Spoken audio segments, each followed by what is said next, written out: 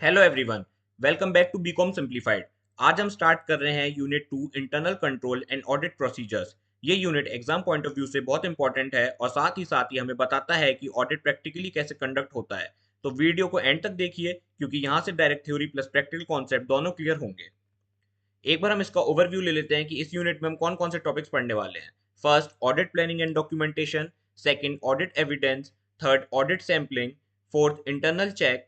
Fifth, internal control system. Sixth, internal audit. And seventh, conclusion. ये सारे topics cover करने के बाद ये यूनिट हमारी पूरी तरीके से कंप्लीट हो जाएगी।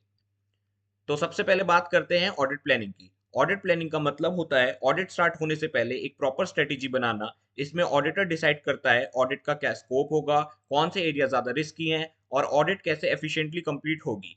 ऑडिट स्टैंडर्ड्स के अकॉर्डिंग ऑडिट प्लानिंग कंपलसरी होती है। एक बार हम इसकी डेफिनेशंस पढ़ लेते हैं कि क्या क्या है इस बारे में बोल रहे हैं। Audit planning is the process of formulating an overall audit strategy and a detailed audit program for the conduct of an audit. It ensures that audit work is carried out efficiently, systematically, and within time. Audit planning is required by auditing standard and is done before the actual audit work begins. ये audit work जब हमें start कर रहे होते हैं उससे पहले ही बना ली जाती है। एक बार हम इसके ऑब्जेक्टिव्स देख लेते हैं कि ऑडिट प्लानिंग के ऑब्जेक्टिव्स क्या क्या होते हैं। To ensure proper attention to important areas पर प्रॉपर अटेंशन देना। To identify potential problem areas, possible problem areas को पहले ही आइडेंटिफाई करना। To ensure effective coordination of audit work को प्रॉपरली कोऑर्डिनेट करना। टू रिड्यूस ऑडिट रिस्क को हमें पहले से ही कम करना। To complete the audit economically and timely, audit को टाइम और कॉस्ट के अंदर कंप्लीट करना। Factors considered in audit planning. First, nature and size of the business, कि कौन सा नेचर, बिजनेस का क्या नेचर है, कि ये पब्लिक कंपनी है, प्राइवेट कंपनी है। साइज ऑफ द बिजनेस, की स्मॉल स्केल बिजनेस है, लार्ज स्केल बिजनेस है। Nature of internal control system हमारा कितना स्ट्रांग है। पास्ट ऑडिट एक्सपीरियंस, कि हमारे जो पहले के ऑडिट बने हुए हैं उसमें हम कौन कौन से एरियाज पे हमने ज्यादा फोकस किया था, उससे पूरा एक थोड़ा सा हेल्प लेनी। Accounting policies and practices, accounting policies के अंदर हमें ये चीज बनानी, ऑडिट प्लानिंग करनी होती है। Legal and statutory requirements, legal और कंप्लाइंस करना होता है लॉ के अंदर हमें ये पूरा बनाते वक्त। Level of audit risk and materiality, हमें चेक करना कि हमारा ऑडिट रिस्क कितना होगा, उसका लेवल चेक करना होता है। देखते हैं steps in audit planning. Number one, understanding clients business, industry, operation, ownership and regulatory environment. यानी कि क्लाइंट की बिजनेस को समझना, मतलब इंडस्ट्री, ऑपरेशन, ओनरशिप और loss. Number two, understanding internal controls helps decide extent of audit testing. Internal control system को समझना, इससे ऑडिटर को पता चलता है कितना टेस्टिंग करना है। Number three, risk assessment, identify areas where misstatements are likely, कौन से एरियाज में गलती होने के चांसेस ज्यादा हैं ये आइडेंटिफाई करना। Number four, fixing materiality level, determining significance of error, materiality level को फिक्स करना, एरर्स कितना सिग्निफिकेंट है ये डिसाइड करना। Number five, preparation of audit programme, detail list of audit procedures, audit programme बनाना, detail list of audit procedure. Number six, allocation of work, assigning duties to audit staff को duties assign करना। अब हम इसके देखते हैं importance of audit planning, इसके क्या क्या इंपॉर्टेंस है। तो number one, avoid duplication of work. ये हम जब ऑडिट प्लानिंग कर लेते हैं तो ये हमें हेल्प करता है कि हम कोई भी काम दोबारा से ना करें, इसलिए हम इसको बोल रहे हैं avoid duplication of work. Save time and cost, जब हम कोई भी काम दोबारा नहीं करेंगे और एक तरीके से करेंगे, ढंग से करेंगे, तो ये हमें टाइम भी सेव करता है, उससे हमारे कॉस्ट भी बचती है, यानी कि पैसे भी बचते हैं। इम्प्रूव ऑडिट क्वालिटी, जब हम ऑडिट प्लानिंग कर लेते हैं तो इससे हमारी जो ऑडिट की वर्क की क्वालिटी होती है वो इम्प्रूव होती है। इंश्योर प्रॉपर सुपरविजन, जब हम प्लान कर लेते हैं किसी चीज का, हमारे पास प्लान होता है तो हम इसको प्रॉपर तरीके से सुपरवाइज कर सकते हैं कि हमारा काम ढंग से हो भी रहा है कि नहीं। Reduce chance of audit failure, ये हमारा इस ऑडिट फेलियर का चांस भी रिड्यूस करता है। अब एक बार हम इसकी ऑडिट डॉक्यूमेंटेशन पढ़ लेते हैं कि इसका मतलब क्या होता है। ऑडिट डॉक्यूमेंटेशन का मतलब होता है वो सारे रिकॉर्ड्स जो ऑडिटर ऑडिट के दौरान प्रिपेयर करता है, इन्हें हम ऑडिट वर्किंग पेपर्स भी कहते हैं। Audit documentation refers to the records prepared and maintained by auditor that provide evidence of audit work performed, audit evidence obtained, and conclusion reached. These records are also known as audit working papers. Contents of audit documentation, एक बार हम इसके contents देख लेते हैं कि इसमें audit documentation में क्या क्या होते हैं। Audit plan and audit programme, कि ऑडिट का जो प्लान है, प्रोग्राम है, वो होना। Details of audit procedures perform, कौन कौन से प्रोसीजर परफॉर्म किए गए हैं ऑडिटिंग करते वक्त, उसकी पूरी डिटेल होना। एविडेंस ऑब्टेन्ड, कौन कौन से एविडेंस हमने ऑब्टेन किए हैं वो सारे एविडेंस इसमें होना। ऑब्जर्वेशंस एंड फाइंडिंग, ऑडिटर ने कौन-कौन से ऑब्जर्वेशन किए, उसकी क्या-क्या फाइंडिंग्स हैं, ये होना। Final conclusion and audit report कि उसका फाइनल कंक्लूजन क्या निकला और ऑडिट रिपोर्ट होना उसका, उस इन सारी चीज़ों को जब ये मिलती है तो हम इसको ऑडिट डॉक्यूमेंटेशन बोलते हैं। अब हमारा आता है importance of audit documentation, serve as a proof of audit work done. ये हमें एक प्रूफ की तरह भी सर्व होता है कि हमने ऑडिट वर्क किया भी है कि नहीं किया ऑडिटर ने। Helps in review and supervision, ये हेल्प रिव्यू और सुपरविजन की भी काम आता है। Act as a legal evidence in case of disputes, जो हमारे कभी डिस्प्यूट्स हो जाते हैं तो ये एक लीगल एविडेंस के काम भी आता है कि ये सारी चीजें हुई थी। हेल्प्स फ्यूचर ऑडिट, जो भी हमारा फ्यूचर ऑडिट होता है ये उसमें भी हेल्प करता है पास्ट ऑडिट की तरह, कि इसमें हमें पहले से पता चलता है कि कौन-कौन से एरियाज़ में हमारा प्रॉब्लम हो सकती है, कौन से हाई रिस्क एरियाज़ हैं, क्या सब चीज़ें हैं। इंश्योर अकाउंटेबिलिटी ऑफ ऑर्डर, ये एक अकाउंटेबिलिटी भी देता है ऑडिटर को। ऑडिट एविडेंस, ऑडिट एविडेंस का मतलब होता है वो इन्फॉर्मेशन होती है जो ऑडिटर कलेक्ट करता है ऑडिट ओपिनियन बनाने के लिए। ऑडिट एविडेंस सफिशिएंट और अप्रोप्रिएट होनी चाहिए। Audit evidence is the information collected by the auditor to support audit conclusion and form the basis of audit opinion. Audit evidence must be sufficient and appropriate. ये एक information होती है जो कि auditor collect करता है audit conclusion को support करने के लिए। Types of audit evidence. Physical evidence obtained by physical inspections of assets like inventory और cash. ये एक physical evidence होता है जो कि physical inspection होता है गोडाउन्स वगैरह में कि आपके पास कितनी इन्वेंट्री है, क्या है, कैश है कि नहीं है। Second, documentary evidence, invoices, vouchers, agreements, bank statements etcetera. ये एक डॉक्यूमेंट्री एविडेंस भी होते हैं जो कि it's a kind of paper और मतलब हमारे कंप्यूटर्स लैपटॉप्स में भी हो सकते हैं, डेटा भी हो सकता है इनवॉइसेस का, वाउचर्स का, एग्रीमेंट्स का और ये सब। Third, oral evidence information obtained through inquiry from management और एम्प्लॉयज, इंटरनल टीम के थ्रू ओरल इंक्वायरी करना उसको ओरल एविडेंस बोलते हैं। Fourth, return representation, return confirmation from management regarding certain matters, कोई भी रिटर्न कंफर्मेशन देना, लिखित में देना फ्रॉम मैनेजमेंट इंटरनल टीम के through. Fifth, third party confirmation from outsiders like bank, debtors and creditor, किसी भी थर्ड पार्टी से कंफर्मेशन करना, बैंक से, डेटर से, क्रेडिटर से कि ये सारी चीज़ें हैं भी कि नहीं है। आपके पास मतलब डेटर से पूछना कि आपने उधार पे सामान लिया भी है कि नहीं लिया, ये कंफर्मेशन करना। अब आती है reliability of audit evidence. Evidence ज़्यादा रिलायबल होती है जब first obtain from independent source, जब कोई भी इंडिपेंडेंट सोर्स से ऑब्टेन की गई हो, सपोर्टेड बाय रिटन डॉक्यूमेंट, किसी भी रिटन डॉक्यूमेंट से सपोर्ट हुई हो। क्योंकि ओरल एविडेंस में क्या होता है ना कि कोई भी मना कर दे, मुकर जाए कि मैंने नहीं की ये वाली बात, तो उसमें रिटन डॉक्यूमेंट ज़्यादा सपोर्ट करता है। Third, obtain directly by auditor generated. Fourth, through effective internal controls. अब आता है हमारा ऑडिट सैंपलिंग। ऑडिट सैंपलिंग का मतलब होता है 100% ट्रांजैक्शन चेक ना करके एक सैंपल सेलेक्ट करना और उसको चेक करना। हर आइटम के पास सिलेक्शन का चांस होता है।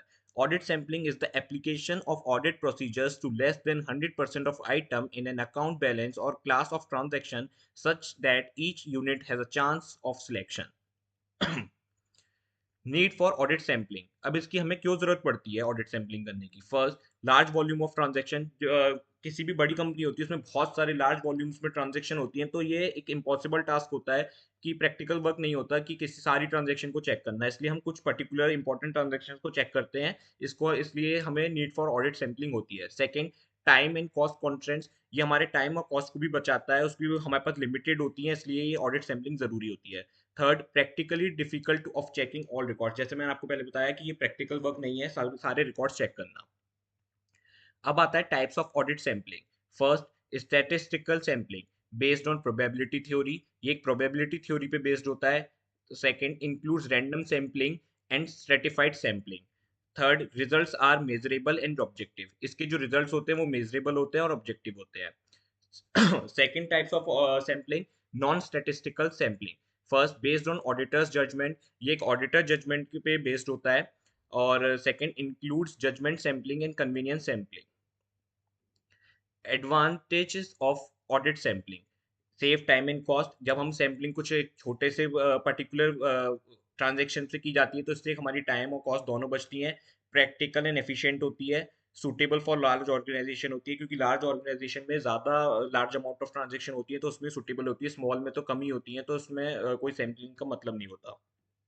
अब कुछ इसकी लिमिटेशंस भी होती हैं सैम्पलिंग की, जैसे सैम्पलिंग रिस्क हो गया, और मतलब may not detect all errors, ये सारे एरर्स को डिटेक्ट नहीं कर सकती, डिपेंड्स ऑन ऑडिटर्स जजमेंट होती है।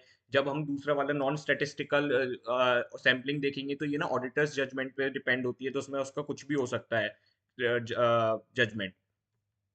इंटरनल चेक की बात कर लेते हैं अब एक बार हम। इंटरनल चेक एक सिस्टम होता है जिसमें एक एम्प्लॉय का काम ऑटोमेटिकली दूसरा एम्प्लॉय चेक करता है।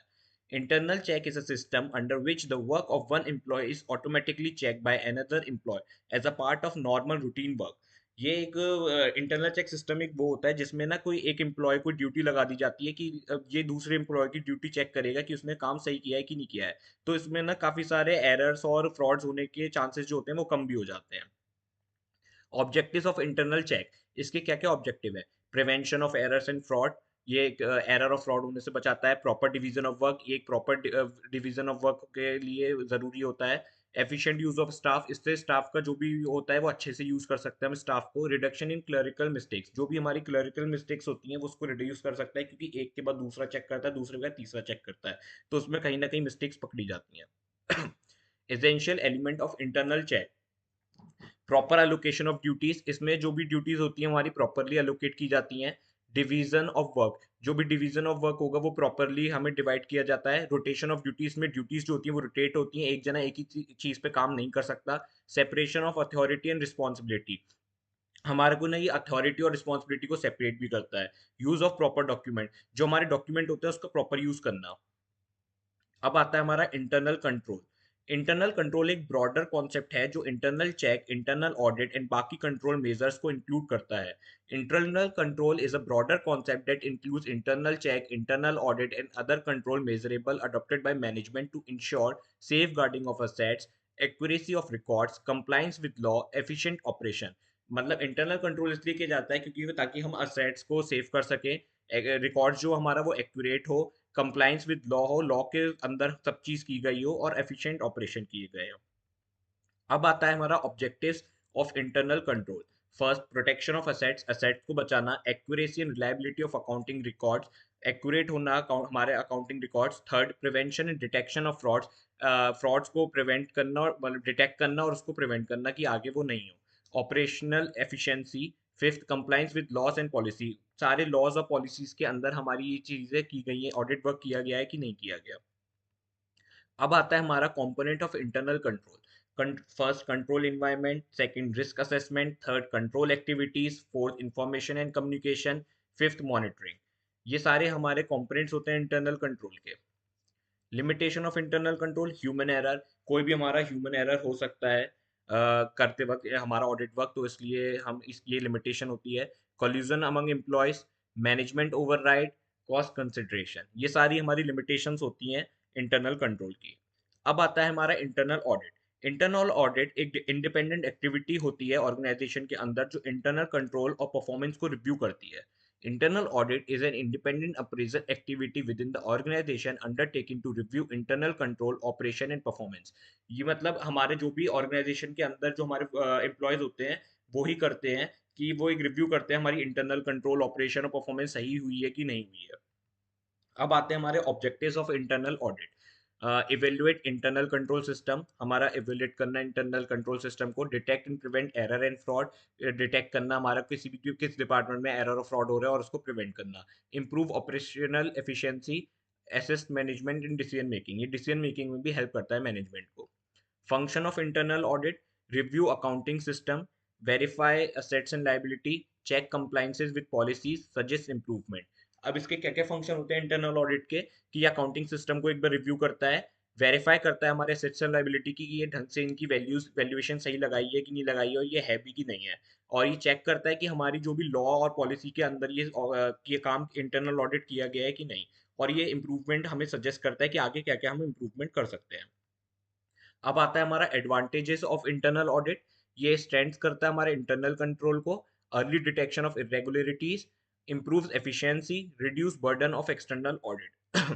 ये हमारा जो भी होता है ना इंटरनल कंट्रोल को स्ट्रेंथ करता है जब इंटरनल ऑडिट हो जाती है।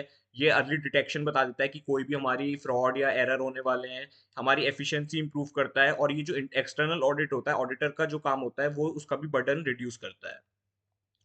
Conclusion, Unit 2 explains how audit is practically conduct, covers planning, evidence, sampling, and control system. Very important for university exam, professional course, practical auditing knowledge. तो दोस्तों यूनिट 2 हमें प्रैक्टिकली बताता है कि ऑडिट कैसे प्लान होती है, एविडेंस कैसे कलेक्ट होता है और इंटरनल कंट्रोल सिस्टम कैसे काम करता है। ये unit university exam, professional courses और रियल लाइफ ऑडिटिंग के लिए एक्सट्रीमली इंपॉर्टेंट है। अगर वीडियो हेल्पफुल लगा हो तो लाइक, शेयर और सब्सक्राइब टू बीकॉम सिंप्लीफाइड। मिलते हैं नेक्स्ट वीडियो में।